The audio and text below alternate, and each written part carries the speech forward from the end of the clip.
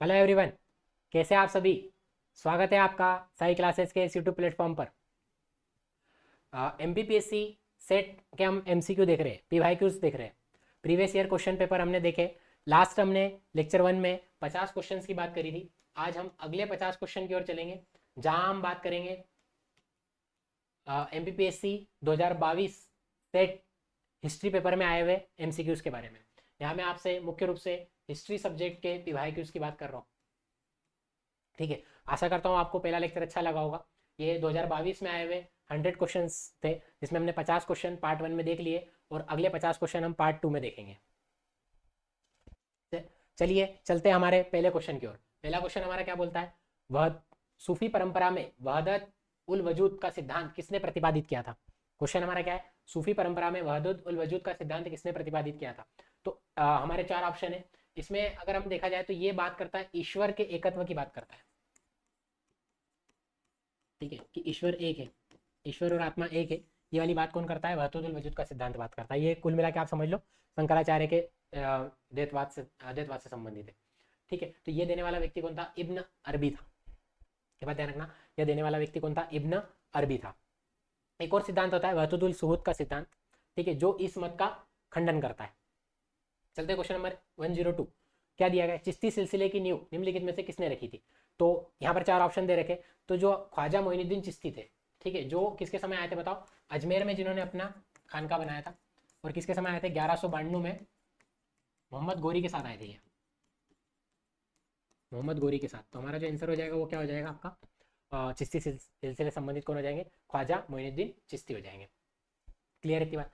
फिर एक और क्वेश्चन दे रखा है, क्वेश्चन नंबर 103 क्या बोल रहा है आपका, बताओ निम्नलिखित में से किस सूफी संत ने प्रतिक्रियावादी विचारधारा का प्रतिपादित किया था। अब देखो ये से क्वेश्चन अगर आपको पता है तो ही आप बना सकते हो।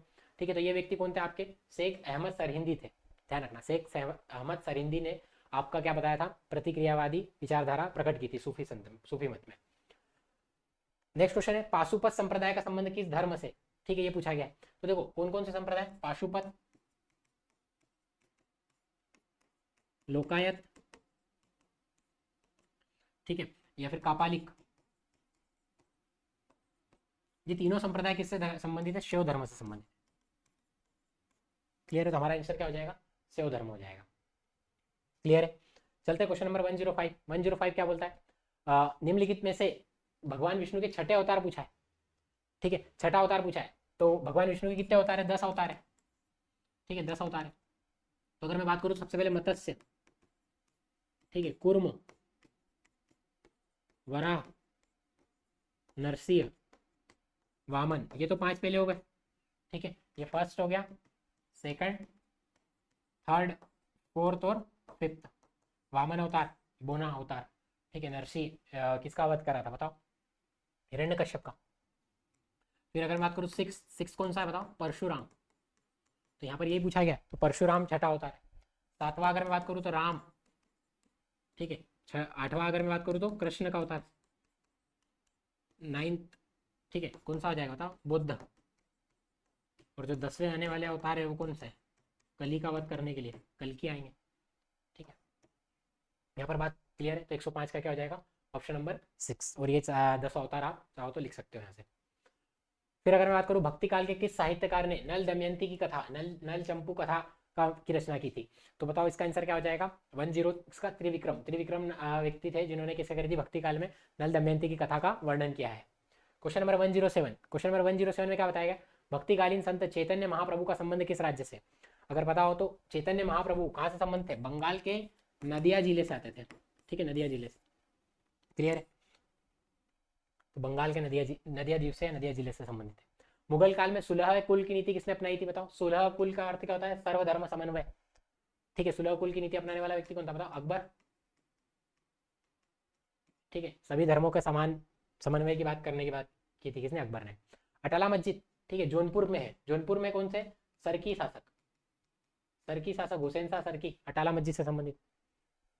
क्लियर है। Question number 110। निम्नलिखित में से कौन सा मुगल बादशाह फारस से 2 महान चित्रकार लेकर आया था, जिनके नाम क्या थे, एक तो मीर सैयद अली और एक ख्वाजा अब्दुल समद। ठीक है, सैयद और समद ये दोनों हुमायूं के दरबार में थे, ध्यान रखना। ठीक है, फारस से आए हुए चित्रकार थे हुमायूं के दरबार में। और जहांगीर के काल को क्या बोला जाता है बताओ, जहांगीर के काल को क्या बोला जाता है, आपका स्वर्णकाल बोला जाता है। कौन सा स्वर्णकाल? चित्रकला का स्वर्णकाल। ठीक है, चित्रकला का स्वर्णकाल किसको बोला जाता है? जहांगीर के काल को बोला जाता है। चलते हैं क्वेश्चन नंबर 111 की ओर। अदर मेन्स फ्लावर्स, ये लेखक कौन है? पुस्तक पूछी गई है, तो ये लिखने वाले कौन थे? बावेल थे, है ना। ऐसे क्वेश्चन आ जाते हैं तो अब इसमें कुछ नहीं कर सकता हूँ मैं, ये थोड़े से टफ टाइप के हो सकते हैं क्वेश्चन। अगर आपको पता है, आपने कई जगह की किताबें पढ़ी हो, तो इसका आंसर आप निकाल सकते हो। चलते क्वेश्चन नंबर 112 की ओर। 1746 से 1763 के मध्य अंग्रेजों और फ्रांसीसियों के बीच में कर्नाटक युद्ध कितने हुए थे? कार्नेटिक युद्ध, कर्नाटक युद्ध, देखो 3 हुए थे। ठीक है, 3 हुए थे, तो तीनों देख लेते हैं अपन। फर्स्ट हुआ था 1746 से लेकर 48 तक के बीच में, सप्तवर्षीय। ठीक है, ऑस्ट्रिया के उत्तराधिकारी को लेकर था ये पहला वाला तो। ठीक है, थर्ड था वो सप्तवर्षीय युद्ध था। ठीक है, सेकंड की अगर बात करूँ 1749 से लेकर 1754, लोकल राजाओं से लड़ा दिया था इन्होंने। और आखिरी जो था 1756 से लेकर 1763 के बीच, ये था सप्तवर्षीय युद्ध का कारण। तो 3 कार्नेटिक युद्ध हुए थे 1746 से लेकर 63 के मध्य। फिर अगर हम बात करूं सबसे पहली बार प्रिंटिंग प्रेस की स्थापना, ध्यान रखना, सबसे पहली बार प्रिंटिंग प्रेस की स्थापना करने वाले कौन थे? पुर्तगाली थे। कब? 1556 में लगी थी। और पहली किताब कब छपी थी बताओ? प्रिंटिंग प्रेस का लगाने वाले कौन थे आपके? पुर्तगाली थे। और 1563 में गोवा में प्रकाशित हुई थी एक औषधि की किताब। चलो, फिर उसके बाद दी कलकत्ता जनरल एडवर्टाइजर, ठीक है, या द बंगाल गजट, इसको बनाया ये किसने प्रकाशित करी थी बताओ? तो ये किससे संबंधित है? जेम्स अगस्ट हिक्की से संबंधित है। ठीक है, 114 का क्या हो जाएगा आपका? D, James Augustus Hickey.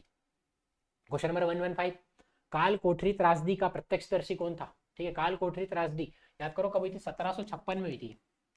ठीक है, 1756 में। और 1757 में हुआ था आपका प्लासी का युद्ध। ठीक है, तो प्लासी की घटना के पहले का है। और इसी काल कोठरी की घटना के बाद कौन आ गया था आपका? क्लाइव आया था। लेकिन अगर मैं बात करूं आपसे, तो ये घटना का प्रत्यक्षदर्शी कौन था? हालवेल।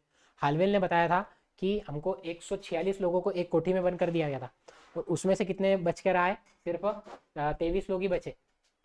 123 लोगों की क्या हो जाती है? डेथ हो जाती है। ये बताने वाला व्यक्ति कौन था? हालवेल था। फिर क्वेश्चन नंबर 116 की ओर चलते हैं। किस आंग्ल मैसूर युद्ध के उपरांत मंगलोर की संधि हुई थी? ठीक है, टोटल आंग्ल मैसूर युद्ध कितने हुए थे? 4 हुए थे। ध्यान रखना, कितने? 4 युद्ध हुए थे।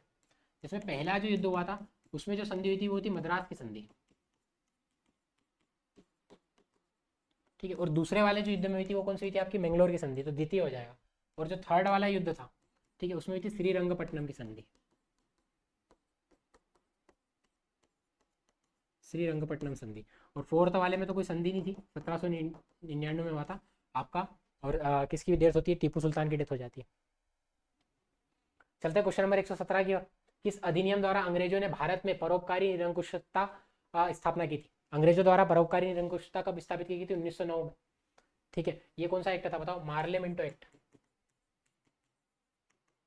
मार्लेमेंटो एक्ट 1909 का। ठीक है, चलते 118, क्वेश्चन नंबर 118 की ओर। ब्रिटिश भारत में किसे स्थानीय स्वशासन, ठीक है, ब्रिटिश भारत में किसे स्थानीय स्वशासन का जनक? ये तो कई बार आया हुआ है क्वेश्चन। लॉर्ड रिपन को कहा जाता है स्थानीय स्वशासन। डफरिन के समय क्या हुई थी? कांग्रेस का गठन हुआ था। लिटन की क्या थी? प्रतिक्रियावादी नीति थी। विलियम बेंटिक 1833 के समय। ठीक है, भारत का पहला क्या बना था बताओ कमेंट सेक्शन में। 1857 के विप्लव के दौरान किस नेतृत्वकर्ता के नाम पर 10 सिक्के ढाले गए थे? 1857 के दौरान किसे अपना सुल्तान बना दिया गया था, है ना? बहादुर शाह को। तो इसी के नाम के सिक्के चलाएंगे। ठीक है, बहादुर शाह तो वैसे ही बूढ़ा हो गया था, वो बनना भी नहीं चाहता था, उसको जबरदस्ती बना दिया गया। सुरक्षित घेरे की नीति, ठीक है, ये बात ध्यान रखना, सुरक्षित घेरे की नीति मतलब रिंग ऑफ फेंस। इसी को हम क्या बोलते हैं? रिंग ऑफ फेंस भी बोलते हैं।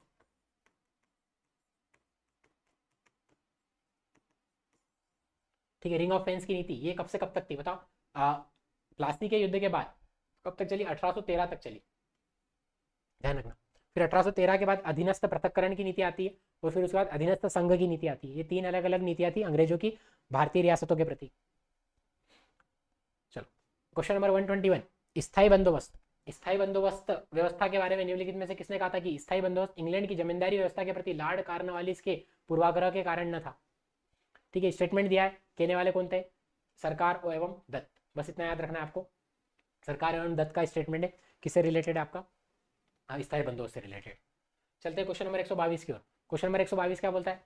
अंग्रेजों ने अपनी ही खरीदी भूमि पर और अपने ही खर्चे पर किसानों को मजदूरी देकर कृषि कराते थे, और उसे क्या बोलते थे, मतलब उनकी जमीन पर उनसे खेती करवाने वाले को क्या बोला गया है, निजबत कृषि, है ना, ये बात ध्यान रखना। निजबत कृषि की संज्ञा दी गई है। आपका 122 का क्या हो जाएगा, सी। रेतवाड़ी व्यवस्था, और ये तो हो ही नहीं सकता है, ठीक है, वहां तो किसानों को मालिकाना हक दिया गया। 3 सदस्यीय रेलवे बोर्ड का गठन, ठीक है, या फिर विश्वविद्यालय अधिनियम, ये सब किसके समय आए थे, कर्जन के समय आए थे, ठीक है, मिंटो है, लॉर्ड मिंटो है, यहाँ पर आंसर क्या हो जाएगा, कर्जन हो जाएगा। होर्डिंग नहीं होता है, होर्डिंग होता है, लॉर्ड होर्डिंग होगा, ठीक है। चलते क्वेश्चन नंबर 124। भारत में अंग्रेजी शिक्षा का मेग्ना कार्ट या मेग्ना कार्टा किसे कहा गया, वुड डिस्पेच अधिनियम, ठीक है, चार्ल्स वुड के द्वारा 1854 में वुड डिस्पेच लाया गया था 1833 की शिक्षा नीति को रिवाइव करने के लिए, ठीक है, जो डाउनवर्ड फिल्ट्रेशन थ्योरी दी थी उसको रिवाइव करने के लिए वुड डिस्पेच आया था 1854 में, और यहीं से अंग्रेजी शिक्षा का मेग्ना कार्टा माना गया। Question number 25, an appeal to the British nation नामक लेख किसने लिखा था, बताओ, 4 ऑप्शन है, रविनाथ टैगोर, केशव चंद्र सेन, महर्षि देवेंद्रनाथ टैगोर और के ए डी कर्वे। इसके द्वारा जो लिखा गया था, ये जो लिखा गया था केशव चंद्र सेन के द्वारा लिखा गया था, ठीक है, ध्यान रखना, केशव चंद्र सेन जो ब्रह्म समाज से जुड़े हुए थे। An appeal to the British nation. Question number 126 की ओर चलते हैं। क्वेश्चन नंबर 126 क्या बोला गया, नील किसानों की दुर्दशा सर्वप्रथम किस समाचार पत्र में प्रकाशित हुई थी, ठीक है, नील किसानों का जिक्र करने वाली जो था हिंदू पेट्रियाट, और हिंदू पेट्रियाट के संपादक कौन थे, याद करो, हिंदू पेट्रियाट के संपादक थे आपके हरीश चंद्र मुखर्जी, हरीश चंद्र मुखर्जी का नाम याद रखना, ठीक है, हिंदू पेट्रियाट इसमें मिलता है जिक्र। चलो चलते हैं। अच्छा, एक और जिसमें नील दशाओं का वर्णन रहता है, बताओ कौन सी है, नाटक है आपकी नील दर्पण, ठीक है, नील दर्पण में भी आपको जिक्र मिलता है। सन 1825 में भीलों के अंग्रेजों के विरुद्ध विद्रोह के नेता कौन थे भाई, बताओ भीलों के समय विद्रोह कौन था, सेवाराम, ठीक है, ये क्वेश्चन तो याद ही होगा, है ना, भीलों से संबंधित। वेदों की ओर चलो, वेदों की ओर लौटो किसने बोला था, स्वामी दयानंद सरस्वती ने, स्वामी दयानंद सरस्वती का स्टेटमेंट था वेदों की ओर लौटो। भारतीय समाचार पत्रों का मुक्तिदाता कौन कहलाते थे, चार्ल्स मेटकाफ को कहा गया भारतीय समाचार पत्रों का मुक्तिदाता। देखो इस तरीके के क्वेश्चन आते हैं, वन लाइनर फैक्ट वाइज ही है, और मेनली जो अच्छे अच्छे क्वेश्चन है वही छटे हुए, क्लियर है, तो ध्यान रखना। 130, क्वेश्चन नंबर 130, धन के निष्कासन के लिए अनिष्टों का अनिष्ट की संख्या किसने दी है, दादाभाई नौरोजी। ये एक बेसिक स्टैंडर्ड क्वेश्चन है, देखो ज्यादा कहीं काट झाट नहीं है, सीधे स्टैंडर्ड क्वेश्चन उठा के दे दिए गए 2022 में। मेरा जो सेट क्वालिफाइड हुआ था वो इसी सब्जेक्ट से हुआ था, ठीक है, इसी सब्जेक्ट हिस्ट्री से ही हुआ था, और पहली बार जब मेरा सेट निकला था तो वो यही वाला था, मतलब जब पहले वाले जो फेज था उसमें मेरे को थोड़े से टफ क्वेश्चन लगे थे, पहले 50 क्वेश्चन, लेकिन अभी वाले में तो मेरे को फटाफट आखिरी के 50 क्वेश्चन एकदम सही लगे। चलते हैं अगले क्वेश्चन की ओर। क्वेश्चन नंबर 131 क्या बोलता है, मुस्लिम आंग्ल प्राच्य कॉलेज के उन प्राचार्यों का क्या नाम था जिन्होंने मुसलमान को अपनी पृथक संस्था बनाने के लिए भड़काया था, ये व्यक्ति का नाम बताना है आपको, जिन्होंने मुसलमानों को भड़काया कि भैया अपनी एक अलग संस्था बना लो, तो ये थे थियोडर बेक, ठीक है, ये आई थिंक आपके अलीगढ़ मुस्लिम यूनिवर्सिटी संबंधित थे व्यक्ति, इन्होंने ही पत्र लिखा था, ठीक है, और बाद में ही सुझाव दिया गया था कि अलग से वो बनना चाहिए, तो मिंटो से मिलने गए थे वो लोग। चलते हैं क्वेश्चन नंबर 132 की ओर। 132 क्वेश्चन नंबर क्या बोलता है, मुस्लिम लीग ने अपनी पाकिस्तान की मांग का दबाव डालने के लिए सीधी कार्रवाई, ठीक है, डायरेक्ट एक्शन डे कब मनाया था उन्होंने, 16 अगस्त 1946 को मनाया था, ठीक है, कंटिन्यूटी में सही गए थे ऐसे क्वेश्चन मैंने जब मेरे वो आंसर की मिलाई थी तो ऐसे लगातार सही गए हुए थे। मांडले जेल में तिलक किस दौरान थे, ये बात ध्यान रखना भाई, मांडले जेल से संबंधित है, तिलक को मांडले जेल भेज दिया गया था कब, आपको इतना बताओ, सूरत में जब स्प्लिट हो गया था उसके बाद भेजा गया था, तो 133 का क्या हो जाएगा आपका सी, सूरत 1907 में हुआ था, तो 1908 से 1914 फिर लखनऊ समझौता हुआ था, उसके पहले उनको रिहाई कर दी गई थी। चलते क्वेश्चन नंबर 134 की ओर। India home rule league society जो कि इंडिया हाउस के नाम से जानी जाती है, इंडिया हाउस से संबंध किसका था, श्यामजी कृष्ण वर्मा का, लंदन में स्थापना करी थी 1905 में। कितनी जानकारी मिल जा रही है, अगर आप ये लगा के भी चले जाओगे ना तो आपको कम से कम मैं समझता हूँ 5 से 10 क्वेश्चन तो आपके बन ही जाएंगे। और क्वेश्चन ऐसा देते हैं, इंडिया हाउस की स्थापना कब हुई थी, 1905 में, कहाँ हुई थी, लंदन में हुई थी। भवानी मंदिर लिखने वाले व्यक्ति कौन थे, बारिंद्र कुमार घोष, बारिंद्र कुमार घोष का नाम याद रखना, भवानी मंदिर के लेखक थे, क्लियर है बात। चलते क्वेश्चन नंबर 136 की ओर। निम्नलिखित में से किस गवर्नर जनरल ने कांग्रेस के प्रतिनिधियों को उद्यान में दावत के लिए आमंत्रित किया था, अरे ये कौन करेगा, डफरीन ही करेगा, तो डफरीन के समय किसकी स्थापना हुई थी, कांग्रेस की स्थापना हुई थी, कांग्रेस की स्थापना, और इसी ने दावत के लिए बुलाया था किसे, 1885 में कांग्रेस की स्थापना होती, क्लियर है। क्वेश्चन नंबर 137, ठीक है, 137 में क्या बताया गया है, महात्मा गांधी के बारे में, महात्मा गांधी ने नमक सत्याग्रह किस दिन प्रारंभ करा था? आप ये बताओ, इसका आंसर क्या होगा? ठीक है, 137 का 12 मार्च 1930, दांडी मार्च। ठीक है, अप्रैल में जाके खत्म होती है। अखिल भारतीय कांग्रेस समाजवादी दल का औपचारिक रूप से कब प्रारंभ होता है? ये क्वेश्चन इंपॉर्टेंट है भाई, है ना। इस तरीके के क्वेश्चन थोड़े से यूनिक रहते हैं लेकिन अच्छे क्वेश्चन रहते हैं। ठीक है, अब ये देखो यहाँ पर आपको अगर पता भी आंसर तो या तो 34 होगा, तो 34 में भी कौन सा होगा, थोड़ा डिटेलिंग में जाना पड़ता है, टफ है इस तरीके के क्वेश्चन। पीएससी डेट वाली भी चीज़ों पर ज़्यादा फोकस करता है। तो हमारा जो आंसर इसका क्या है, अक्टूबर 1934। मैं आई थिंक मार्च लगाया था, मेरा ये वाला क्वेश्चन गलत हो गया था। ठीक है, तो अक्टूबर 1934 इसका आंसर रहेगा। चलते हैं क्वेश्चन नंबर 139 की ओर। निम्नलिखित में से कौन कैबिनेट मिशन 1946 के सदस्य नहीं थे? कैबिनेट मिशन 1946 में आया था, सर स्ट्रेटफोर्ड क्रिप्स थे, एबी अलेक्जेंडर थे और पैथिक लॉरेंस भी थे, बावेल नहीं थे, ध्यान रखना। तो हमारा जो आंसर होगा वो सही ये होगा। ठीक है, बाकी ये तीनों इसके सदस्य थे। चलो चलते हैं क्वेश्चन नंबर 140 की ओर। क्वेश्चन नंबर 140 क्या होता है? लखनऊ समझौता सबको पता होगा। कांग्रेस का कांग्रेस के लीग से समझौता कब हो जाता है? मतलब लोग से नहीं, लीग से। लीग से समझौता कब होता है? 1916 में हुआ था। 1907 में क्या होता है बताओ? सूरत विभाजन। सूरत विभाजन। ठीक है, सूरत विभाजन के समय अध्यक्ष कौन थे बताओ? रास बिहारी घोष। और लखनऊ समझौते के समय कौन थे? अंबिका चरण मजूमदार। 141 की ओर चलते हैं। इतिहास का जनक किसे कहा गया? अरे ये तो बहुत खतरनाक क्वेश्चन है। हेरोडोटस को कहा गया। मजाक कर रहे हो क्या? ठीक है, हेरोडोटस इतिहास का जनक। कुछ कथन दिए गए। अच्छा, ये हिस्टोग्राफी से आ गए कुछ क्वेश्चन। हिस्टोग्राफी भी एक सब्जेक्ट है, अगर आप यूजीसी नेट के सिलेबस आपको याद हो तो। एक वीडियो में उस पर भी लेकर आऊँगा जल्द से जल्द कि यूजीसी नेट और एमपी सेट हिस्ट्री का सिलेबस क्या है। यह कथन किसका था कि मनुष्य स्वतंत्र जन्म लेता है परंतु सर्वत्र बंधनों में बंधा जकड़ा हुआ है? ठीक है, ये स्टेटमेंट बनाने वाले कौन थे बताओ? आपके रूसो ने दिया था स्टेटमेंट, है ना। हिस्टोग्राफी के स्टेटमेंट और डायरेक्ट याद करने पड़ते भाई। इतिहास एक विज्ञान है, इससे कमोवेश कुछ नहीं है। ये देने वाले कौन थे? जेबी बरी थे, है ना। 143 का बी हो जाएगा।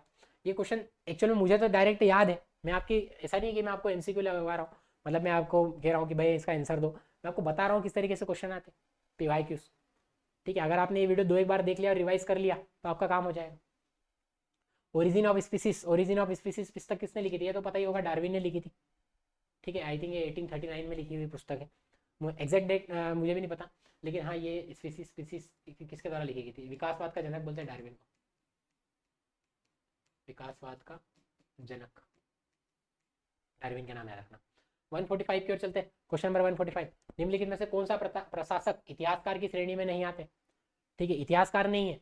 ठीक है, विलियम हंटर भी इतिहासकार है, एल्फिंस्टन भी इतिहासकार है, ग्रांड डब भी इतिहासकार है, रांके नहीं है। ठीक है, ये हिस्टोग्राफी से संबंधित व्यक्ति है। तो 145 का क्या हो जाएगा? सी हो जाएगा।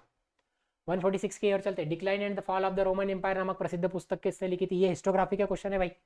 हिस्टोग्राफी के क्वेश्चन अच्छे लेवल के आते हैं। वहां पर दो ही तरह के क्वेश्चन बनते हैं, एक तो आपकी बुक और एक आपकी स्टेटमेंट। तो ये जो लिखी थी ये किताब लिखने वाले व्यक्ति कौन थे आपके? डिक्लाइन, डिक्लाइन किसने करा था? गिबन, गिबन की किताब है। ठीक है, गिबन ने लिखा था फॉल ऑफ रोमन एम्पायर। 147 की ओर चलते। क्वेश्चन नंबर 147 में क्या बताया गया? निम्नलिखित में से कौन सी पुस्तक उसके लेखक के साथ सही सुमेलित नहीं है? इतिहास पुस्तक लिखी थी हेरोडोटस ने, history the researchers the inquiries ये किताब का नाम था। स्टडी ऑफ हिस्ट्री किसकी है? टाइम बी की, ये भी सही है। और इंडिया थ्रू द एजेस किसकी है? जदुनाथ सरकार की, ये भी सही है। भारत आज और कल ये किसके द्वारा लिखी गई है? वैसे जवाहरलाल नेहरू के द्वारा लिखी गई है, ना कि रमेश चंद्र मजूमदार के द्वारा। तो ये हमारा क्या हो जाता है? गलत हो जाता है। मतलब जो हमारा सही सुमेलित नहीं बोला गया, अंडरलाइन कर लिया करो नहीं को। ठीक है, तो आंसर क्या हो जाएगा आपका? डी हो जाएगा। क्वेश्चन नंबर 148 क्या बोलता है? इतिहास मूल और राजनीति शास्त्र का फल, राजनीति शास्त्र फल है, किसका कथन है? ये वाली बात बोलने वाले व्यक्ति कौन थे बताओ आपका? ये थे जॉन सिले। स्टेटमेंट वाले क्वेश्चन, स्टेटमेंट वाले और बुक वाले क्वेश्चन एक तरीके से आप कह सकते हो पता है तो पता है, नहीं तो कुछ नहीं पता हम। ठीक है, क्वेश्चन नंबर 149 की ओर चलते। इतिहास मानव स्वतंत्रता की कहानी है, उपयुक्त कथन किसका है? यह कथन देने वाले व्यक्ति कौन थे? एक्टन साहब थे। एक्टन साहब ने बताया था इतिहास क्या है आपका? मानव स्वतंत्रता की कहानी है। यहाँ तक बात क्लियर है? तो ये क्वेश्चन थोड़े से मैं फास्ट चलने का मेरा कारण ये है कि आपको ज़्यादा से ज़्यादा चीज़ें कवर कराना, इतना टाइम नहीं है कि पीवाई क्यूज में आप बेस्ट कर सको। ठीक है, चल चलते हैं। राज तरंगिणी के लेखक कौन थे? तो राज तरंगिणी के लेखक कौन थे? कल्हण की राज तरंगिणी, कई बार बता चुका हूँ मैं आपको, है ना। कश्मीर के इतिहास पर बेस्ड पुस्तक है। तो इसका आंसर क्या हो जाएगा? कल्हण। तो यहाँ पर हमने 2022 के पूरे कंप्लीट क्वेश्चन निपटा लिए, है ना। लगभग हमने 50 क्वेश्चन की आज बात करी। पिछले लेक्चर में हमने 50 क्वेश्चन की और बात करी थी। तो आई होप आपको ये 100 क्वेश्चन अच्छे लगे होंगे और समझ में आया होगा। ज़्यादा से ज़्यादा चीज़ें हमने कवर करने की कोशिश करी कम समय में। कुछ एक्स्ट्रा इन्फॉर्मेशन भी रहती है तो वो भी मैं आपको जानकारी दे देता हूँ। अदरवाइज़ आप हमारे लेक्चर्स को फॉलो कर सकते हैं। इस लेक्चर की अगर आपको पीडीएफ चाहिए तो आप टेलीग्राम चैनल को ज्वाइन कर सकते हैं, और हमारे इंस्टाग्राम आईडी से भी आप जुड़ सकते हैं, इंस्टाग्राम से भी जुड़ सकते हैं।